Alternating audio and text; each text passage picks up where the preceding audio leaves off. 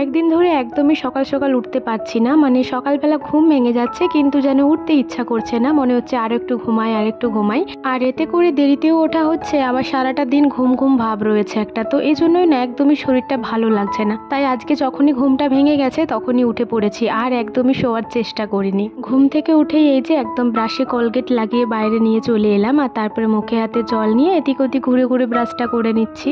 Hello everyone, good morning. কেমন আছেন সবাই? আশা করছি সবাই খুব ভালো আছেন, সুস্থ আছেন, আর আমরাও বেশ ভালো আছি। আমার আজকের আরও একটি নতুন ভ্লগে আপনাদের সকলকে স্বাগত জানাই। আজ মঙ্গলবার, সকাল 5:30 মতো বাজে এখন, আর এখন থেকেই আমি আমার আজকের ভ্লগটি শুরু করছি। আশা করছি আমার আজকের ভ্লগটি আপনাদের ভালো লাগবে। আর হ্যাঁ বন্ধুরা, ভ্লগটি স্কিপ না করে সম্পূর্ণ দেখার অনুরোধ রইল আপনাদের কাছে। ঘুম থেকে উঠে ব্রাশ করার পর ওই বাড়ি গিয়েছিলাম চা করতে, আর তারপরে চাটা করে সকালের যে বাসনপত্রগুলো পড়ে সেগুলো সমস্তটাই ধুয়ে ওই বাড়িতে রেখে এলাম।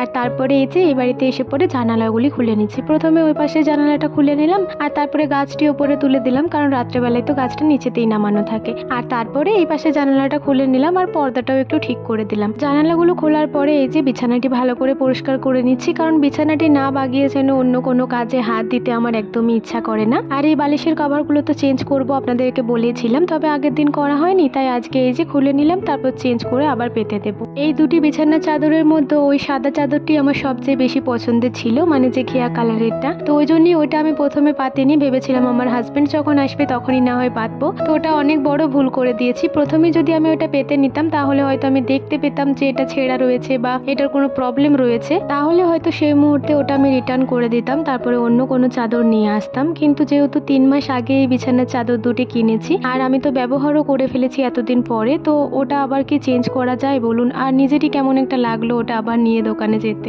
যাই হোক, যেটা হয়ে গেছে সেটা তো আর পাল্টানো যাবে না। তবে ওই বিছানা চাদরটা দেখবো যদি সেলাই করে পাতা যায় তো পাতবো, নয়তো ওটা দিয়ে একটা পাতলা মতো কাঁথা বানিয়ে দেবো, তো এতে করে ঢাকা নেওয়া হবে। এদিকে দেখুন বালিশের কভারগুলো চেঞ্জ করে দিয়েছি আর সুন্দর করে গুছিয়ে রেখেও দিলাম। আর যে কাঁথাটি ঢাকা নেওয়া হয় না সেই কাঁথাটিও একটু গুছিয়ে এই যে বিছানার এক পাশে রেখে দিলাম। এরপর চলুন ঘরটা ঝাড় দিয়ে নিই। তাহলে চলুন ঘর ঝাড় দিতে দিতেই আপনাদের কিছু প্রশ্নের উত্তর দিয়ে দিই। আমার এক বন্ধু আমাকে কমেন্ট করেছিল যে তোমরা পরিবারের 9 জন সদস্য কে কোথায় থাকো একটু জানাবে। আমার হাজবেন্ড যখন ছিল না তখন আমাদের দালান বাড়িতে এই যে রুমটি দেখছেন, যে রুমটাতে আমি থাকি, তো সেই রুমটাতে আমি আর আমার শাশুড়ি মা থাকতাম, এবং শ্বশুরমশাই বাইরের যে আরো একটি রুম রয়েছে সেখানে থাকতো, মানে ঘরে ঢুকতেই যে বাঁ পাশে একটা রুম রয়েছে সেখানে। তবে এখন যেহেতু আমার হাজবেন্ড বাড়ি চলে এসেছে, তো আমি আর আমার হাজবেন্ড এই রুমটিতে থাকি, আর বাবা যেখানে থাকতো ওখানে মা আর বাবা দুজনে এখন থাকে। আর আমার রুমের পাশে যে আরেকটি রুম আছে ওই রুমটাতে থাকেন হচ্ছে আমার ঠাকুমা। আর আমাদের মাটির বাড়িতেও তো 3টে রুম রয়েছে। একটা রুমে তো গ্যাস ঘর আছে এবং থালা বাসন হাঁড়ি কড়াই এইসব থাকে। আর একটা রুম যেটা মাঝের রুম, ওই রুমটাতে একটা খাট রয়েছে, ওই রুমটাতে থাকেন হচ্ছে আমার মেজো কাকিমা, কাকু আর মিষ্টু সোনা। আর রাস্তা ধারে মুখ করে যে একটি রুম রয়েছে সেই রুমটিতে থাকেন হচ্ছে আমার ছোট কাকু। আমি আশা করছি যে আমি আপনার প্রশ্নের উত্তরটি দিতে পারলাম। এইরকমই আরো যদি কোনো প্রশ্ন আপনাদের মনে থাকে তাহলে অবশ্যই সেটি কমেন্ট করে জানাবেন, আমি অবশ্যই সেই প্রশ্নের উত্তর দেওয়ার চেষ্টা করব। এদিকে দেখুন আমার রুমটা ঝাড় দেওয়ার পরে বারান্দাটাও ঝাড় দিয়ে নিয়েছি, আর সেটা আপনাদের সাথে শেয়ার করলাম না, কারণ বারান্দাতে না মা আরে বসে একটু কাজকর্ম করছে, তো সেজন্য আর কি ওদেরকে সরিয়ে সরিয়েই একটু ঝাড় দিয়ে নিলাম, তাই আর ক্যামেরা অন করলাম না, এতে করে অনেক প্রবলেম হবে। যে বড় নারকেল খাটি ঝাঁটাটাই করে ঝাড় দিচ্ছিলাম ওই খাটির ঝাঁটাটা রেখে দিলাম, আর এরপর না যে ছোট আগেকার ঝাঁটাটা ছিল সেটাই বের করলাম, কারণ কি জানেন তো এই ভিজা উঠানটা না ওই লম্বা ঝাঁটাটাই করে একদমই ঝাড় দেওয়া যাচ্ছে না, আর ঝাড় দেওয়া গেলেও বালিগুলো তারপরে যে কাগজপাতি বসে রয়েছে ওগুলো একদমই উঠছে না, তো সেজন্যই আর কি এই মুড়ো ঝাঁটাটাই নিয়ে এলাম, এতে করে কিন্তু বেশ সুন্দর পরিষ্কার হচ্ছে উঠানটা। আর বন্ধুরা এখন তো আকাশে এমন বৃষ্টি হচ্ছে যে কোনো কাজেও লাগছে না, অথচ সারাদিন উঠানটা ভিজেই রয়েছে। এই জন্যই না উঠানটা দেখুন কেমন শ্যামলা শ্যামলা পড়ে গেছে। একটু জোরে বৃষ্টি হলেও হয়তো কাদা হতো, কিন্তু তার সত্ত্বেও মাঠের কাজগুলো তো অন্তত হতো। আমাদের সব চাষিবাসী ঘরে একটু জলের জন্য কত কষ্ট করতে হয়, এমনিতেই চাষের ওষুধে এত খরচা, তার উপরে আবার পাম্প চালিয়ে চালিয়ে মাঠে জল করতে হচ্ছে, তো এই করে অনেক খরচা হয়ে যাচ্ছে, আর এদিকে বাড়ির লোকের পরিশ্রম তো আছেই।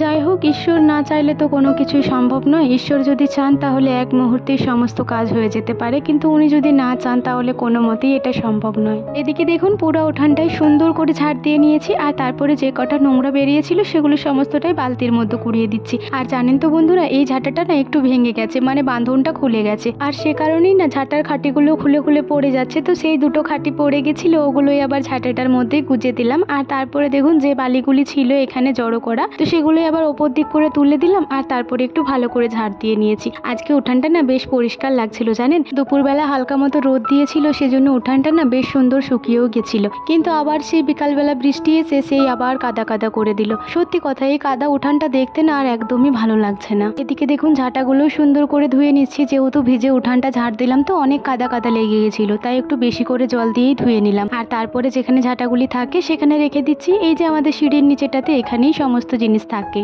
কাকিমা এক বালতি জল এই যে দুয়ার গোড়াটাতেই নামিয়ে রেখেছিল, তো সেই জলটাই ঘরের মধ্যে নিয়ে চলে এলাম। আর জলের মধ্যে না অল্প করে শ্যাম্পু দিয়ে দিয়েছি, এতে করে খুব সুন্দর সেন্ট উঠবে আর ঘরটাও ভালো করেই মোছা যাবে। আর কাকিমা জলের মধ্যে সেই পুরনো কাপড়টাই দিয়ে দিয়েছিল জানেন, তো এটাই করে ঘরটা মুছে নিচ্ছি। আসলে এটাই করে মুছতে তো অনেক সুবিধা হয়, কিন্তু আমার শানটা যেহেতু এই নতুন করা হয়েছে তো একটু খচখচে ভাব আছে। আর এই শানটা যদি এই কাপড়টাই করে মোছা হয় না, কাপড়টা থেকে অনেক রুয়ো ওঠে, তো এতে করে না অনেক তুলো তুলো লেগে থাকে শানটার মধ্যে, তো সেটা আর ওঠে না। আবার যখন ঘরটা শুকিয়ে যায় তখন ওই তুলোগুলো উড়ে বেড়ায়। এই যে দেখুন এই জায়গাটা যেমন লেগেই গেছে আর উঠছেই না কিছুতেই, তাই আবার জল দিয়ে তুললাম। তো এই ঘরটার জন্যই আমি আসলে ওই তোয়ালিটা বের করেছিলাম, যাতে এই ঘরটা তাড়াতাড়ি একটু সমান হতে পারে। তো যাই হোক, আজকের দিনটা কোনো মতে এই কাপড়টাই করে মুছে নিই। কাল থেকে কিন্তু আমার রুমটা ওই নতুন কাপড়টাই করে মুছতে হবে, তাতে যতই কষ্ট হোক। বাইরের সিঁড়িগুলো কাকিমা আগেই ধুয়ে মুছে নিয়েছেন, মানে ওই বাড়িটা যখন ধোয়া মোছা করে এলো না তখনই কাকিমা বাইরের সিঁড়িগুলোও ধুয়ে দিয়েছেন। তো আমার রুমটাই শুধুমাত্র বাকি ছিল, সেটাই আমি মুছে নিলাম। আর তারপরে রুমের সামনেটাও একটু সুন্দর করে মুছে নিলাম।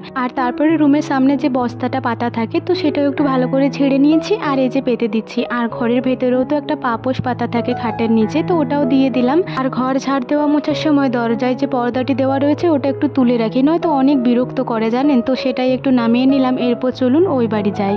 আজকে মুড়ি খাবারে বানানো হবে পেঁয়াজি, তো আমার হাজবেন্ডের এটা খুবই পছন্দ, আপনারা হয়তো জানেনই। আমি যতক্ষণ ঘর ঝাড় দেওয়া মোছা করছিলাম ততক্ষণকে শাশুড়ি মা এই যে পেঁয়াজগুলো কেটে ধুয়ে এই যে বাটিটার মধ্যে রেখেছিলেন, তো সেটাই আমি ওই বাড়ি থেকে নিয়ে এলাম। আর এই বাড়িতে এসে পরে সমস্ত জিনিসগুলো নিচেতে নামিয়ে নিলাম। আপনারা তো জানেনই যে আমি যখন রান্না বান্না করি তখন ছাড়ি ধার জিনিসগুলো মিলিয়ে রাখি, যেহেতু আমাদের বাড়িতে সমস্ত জিনিসগুলো এদিক সেদিক করে রয়েছে, তো সেজন্যই না বারবার উঠতে হবে। তো এই জন্যই যখন আমি কোনো রান্না বান্না করি তখন কিন্তু এভাবেই সমস্ত জিনিসগুলো আশেপাশেই নামিয়ে রাখি, যাতে বারবার আমাকে উঠতে না হয়। আর আজকে যেহেতু পেঁয়াজি বানানো হবে, তো পেঁয়াজ তো আমাদের গ্যাসে ঠেকানোই হয় না, ঠেকানো হলেও সঙ্গে সঙ্গে গ্যাস ধুয়ে দেওয়া হয়। তো আজকে আপনারা শুধু দেখুন আমি কিভাবে এই পেঁয়াজিগুলো ভাজি। পেঁয়াজির মধ্যে আমি কোনো রকম জল ব্যবহার করিনি, এই যে পেঁয়াজগুলোর মধ্যে অল্প করে লবণ একটু ভালো করে মাখিয়ে নিয়েছি, এতে করে দেখুন কতটা জল বেরিয়ে গেছে। আর এই জলটা এরপরে এখানে ঢেলে দেবো, কারণ এতটা জল লাগবে না, পেঁয়াজের মধ্যে আরও অনেক জল আছে, ওতেই বেসনটা ভালো করেই গোলা হয়ে যাবে। আর তারপরে দেখুন পেঁয়াজের উপরে বেসনও দিয়ে দিয়েছি। এরপর অল্প কটা কালো জিরে দেবো। তো আমার শাশুড়ি মা আবার কালো জিরের বক্সে দেখুন খুচরো পয়সা রেখেছে, তো ওই পয়সাটাই আবার পড়ে গেছিলো, ওটা আবার সাইডে নামিয়ে রাখলাম, ওটা পরে ধুয়ে রেখে দিচ্ছি।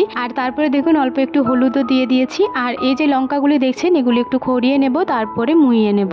আর বন্ধুরা, আমার শ্বশুরবাড়িতে এত রকমের নিয়ম যে আপনাদেরকে কি বলবো, মানে কোনো কিছুই ঠেকা ঠিকি এইসব নিয়ে এত মাতামাতি কি বলবো আপনাদের। সত্যি বলতে এইসব নিয়ম কানুনের চক্করে বারবার শুধু হাতই ধুতে হয়। এই যে দেখুন একবার ছুঁয়ে দিয়েছি বাটিটা, আবার হাতটা ধুলাম, তারপরে এই যে সোডার বক্স থেকে সোডাটা একটু দিয়ে দিলাম। পেঁয়াজের মধ্যে এরপর আর সেরকম কিছু লাগবে না, সেজন্যই বাটিটা হাত দিয়ে দিয়েছি। আর তারপরে ভালো করে মিক্স করার পরে এই যে হাতগুলো একটু ভালো করে ধুয়ে নিচ্ছি। ওই যে পেঁয়াজের বাটিটা ছিল ওটাতেই ধুয়ে নিলাম, আর তারপরে ভালো জল দিয়েও একটু ধুয়ে নিয়েছি। আর তারপরে ওই জায়গাটা দেখুন একটু ভালো করে মুছেও নিয়েছি। এরপরে কড়াইয়ে যে তেলটা চাপিয়েছিলাম তো এটাও তো গরম হয়ে গেছে, একটা ছোট্ট মতো পুকুরি দিয়েছিলাম, সেটা উনুন বুড়িকে দিয়ে দিলাম। এরপরে এক চামচ করে পকোড়ার মিশ্রণটা দিয়ে দেবো, এতে করে খুব সুবিধা হয়। আর হাতে করে দিলে কি বলুন তো, অনেকক্ষণই তো সময় লাগে এগুলো ভাজা হতে আর হতে, তো ততক্ষণকে না বেসনটা একদম হাতের মধ্যে ছিটিয়ে যায়, সেই ব্যাপারটা আমার একদমই ভালো লাগে না। সেজন্য বেসনটা মাখিয়ে নেওয়ার পরে আমি হাতটা ভালো করে ধুয়ে দিই, আর তারপরে চামচে করে পকোড়াগুলো দিয়ে ভালো করে ভেজে নিই। দুটো পকোড়া আগেই দিয়ে দিয়েছিলাম, সেজন্য ওগুলো আগে হয়ে গেছে, তাই ওই দুটো তুলে রাখলাম। আর তারপরে বাকিগুলো একটু সুন্দর করে খড়িয়ে নিয়েছি, এরপরে তুলে দেবো।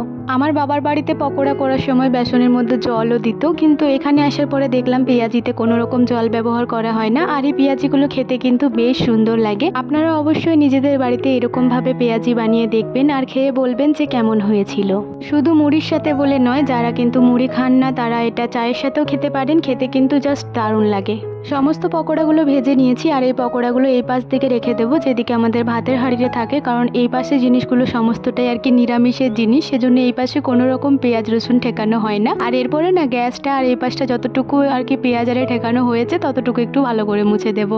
প্রথমেই ওভেনের যে প্লেটগুলো ছিল সেগুলো বালতির জলে দিয়ে দিয়েছি। 2-1 ফোঁটা যদি বেসন পড়ে থাকে ততক্ষণকে বালতির জলেতে গলে যাবে। বালতির জলটাতেই প্লেটগুলো ধুয়ে নেব, এগুলো আর ওই বাড়িকে নিয়ে যাব না। আর ততক্ষণকে দেখুন এদিকে গ্যাসটা ভালো করে মুছে নিচ্ছি আর তারপরে প্লেটগুলো একটু সুন্দর করে অন্য কাপড় দিয়ে মুছে নিচ্ছি। এবারে প্লেটগুলো ওভেনের মধ্যে লাগিয়ে দেবো। আমি না একটা কাজ ডাবলভাবে করতে পছন্দ করি না, তাই যখন এই বাড়িতে এসেছিলাম তখনই বালতি করে জলটা নিয়ে চলে এসেছিলাম, কারণ জানি তো এই জায়গাটা মুছতেই হবে, নয়তো আবার এখান থেকে যেতে হতো, তারপরে আবার আসতে হতো, তো এটাই অনেক ঝামেলা হয়ে যেত, সেজন্য একবারে নিয়ে চলে এসেছিলাম। আর এদিকে দেখুন সমস্ত জায়গাটা সুন্দর করে মুছে নিয়েছি। এরপরে ওই বাড়ি যাব, আর যাওয়ার আগে এই যে বাকিটা আছে এটা লাগিয়ে দেব। আবার তো আসতে হবে একটু পরে, তবে এগুলো ওই বাড়িতে রেখে আসি, তারপরে আবার আসবো। কলপারে বালতিটা নিয়ে চলে এসেছি। আর যে বাসনগুলো রয়েছে ওগুলো এখন আর মাজবো না, এগুলো তুলে এখানেই রেখে দিচ্ছি। এখনই তো মুড়ি খাবার খাবো, তখন তো বাসনপত্র আরও পড়বে, তো একসাথেই সমস্তটাই মেজে নেব।